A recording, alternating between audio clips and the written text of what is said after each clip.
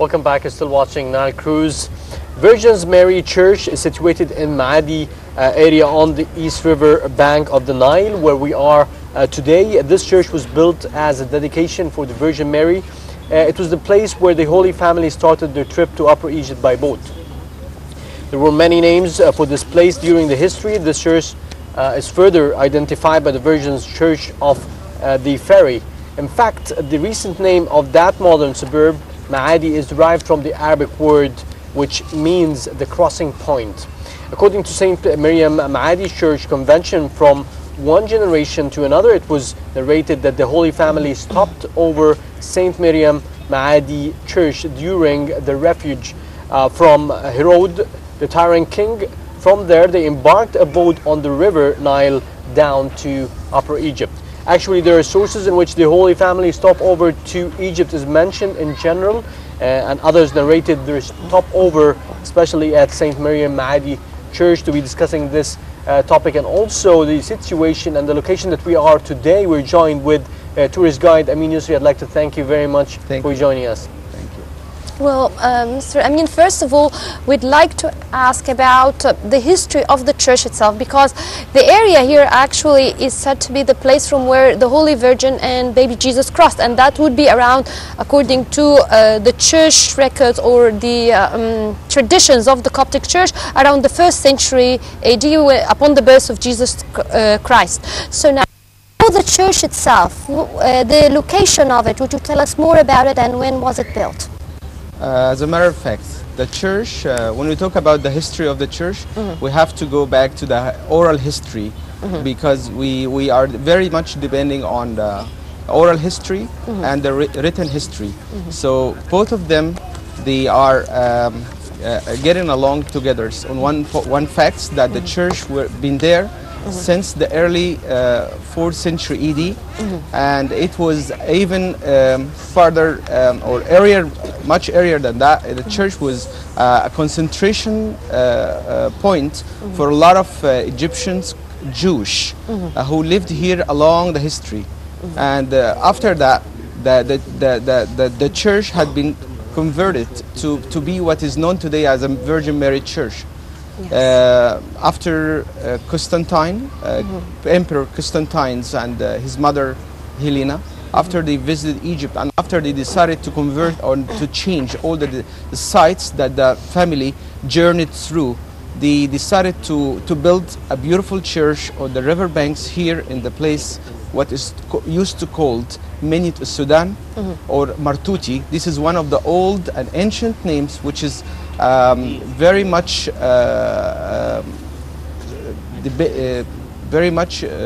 talked about it in the history through like the 1st and the 2nd and the 3rd.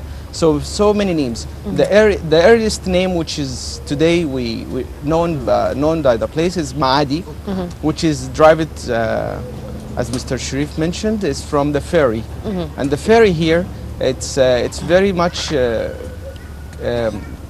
it's very much related to the history of the Holy Family, because the Holy Family from here, they moved to the other side or to the other bank of the Nile, which is they journeyed through Upper Egypt to many places and many capitals of Egypt, and one of them was actually Maadi. And Maadi, it's the same as ferry. When you say Maadi, it's from Yaadi or crossing point. It's the same as Maadi. So by the time the name started to be slightly known as Maadi, but originally it's the ferry or Yaadi, coming from the action when the Holy Family came after they departed from Old Cairo, coming to Maadi, stayed here for a while, for about a week or 10 days, and from here they moved to the other side of the bank to continue the trip. Is it the exact location or is it the area? So the area, but it's not the exact location where they transferred. No, the church or where the staircase which is going down, it's the indicating the point which is according to the oral history. It's very good to also to mention to the viewers, so that the viewpoint here is the exact location where the Holy Family transferred from here, like you mentioned, to Upper Egypt. Yes, it was very much confirmed that was the place where the Holy Family actually used. They took a small little boat, taken them to the other side, and they traveled all along the Upper Egypt for like 3 years, 9 months. According to the oral history, it lasts for almost 4 years. So is this the best viewpoint, definitely, to see this location where the crossing happened? Yes. For the tourists. So is it the spot where the tourists come and visit to see that? Lots of tourists comes here every day to see, and I'm sorry to say that in Egypt not much people knows about the place, knows about the history of this point, but a lot of tourists comes to here daily to check out the holy sites where the Virgin and Jesus Christ and Joseph actually stayed and lived for a while. And they still coming, a lot of groups coming from, especially from Southeast Asia, Indonesians groups, Filipinos groups, Canadians sometimes, Americans sometimes, yes. from all Such over the world. Such a valuable spot, definitely. Very valuable spot, very yes. valuable spot.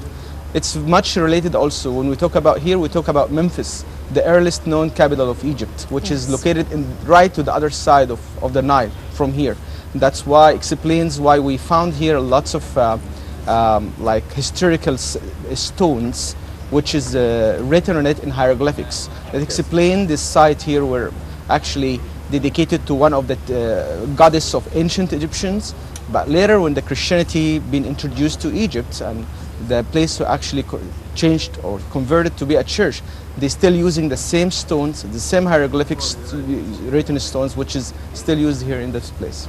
Now, the Coptic church actually in its design has a unique design which we call the basilican design. Now, would you explain to us how the church here is related to the basilican design, and in what ways are our churches different than other churches?